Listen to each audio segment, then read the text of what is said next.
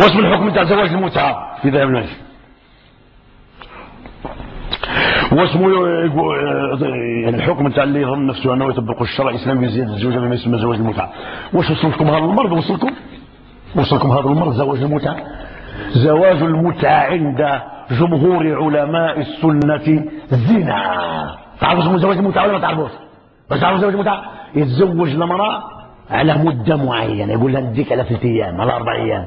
عند الشيعه الاماميه زواج المتعه ان يتمتعوا في مدة زمنية محددة. وإحنا عندنا الزواج لا يكون صحيحا إلا إذا كان زواجا مؤبدا.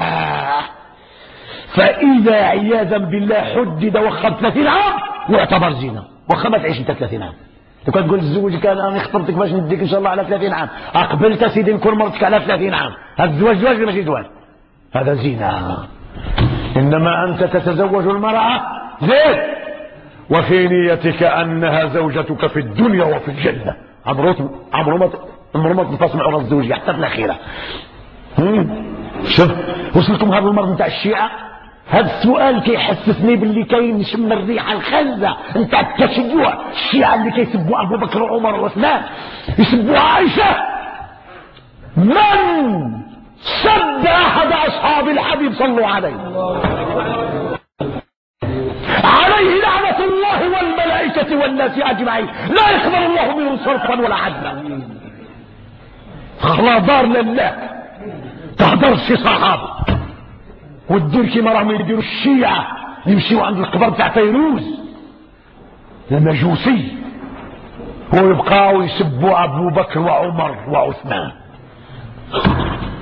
الشيعة نتاع الخميني الذي كتب في كتابه الحكومة الإسلامية إن الإمامة درجة لا يبلغها نبي مرسل ولا ملك مقرب معصومين.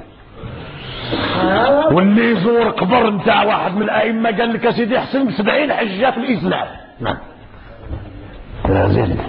وكيقول من تمتع مرة كانت درجته مع الحسين، ومن تمتع مرتين كانت درجته مع علي، ومن تمتع 3 كانت درجته مع رسول الله. والسلام. الزنا يشرعنون الزنا كما في كتب، وانا تكلمت عليها في الخطب نتاعي لما تحدثت عن المبادئ المنحرفة للشيعة الإمامية انطلاقا من مصادرهم في خطب متتالية أثناء إعدام صدام حسين. من اللي يبقوا يصلوا على اللي يقولوا اللهم صل على محمد وعلى آل محمد، اللهم عجل فرجهم ولعن عدوهم. عجل فرجهم باش يخرجوا العدو نتاعهم معناها أهل السنة. اللي درت الخطاب راه اللي فيتبعهم واحد بواحد درس.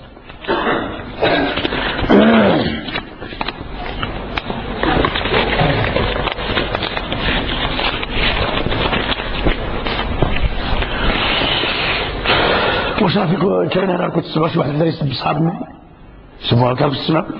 كاين شي واحد اللي يسمع؟ هو الحمد لله.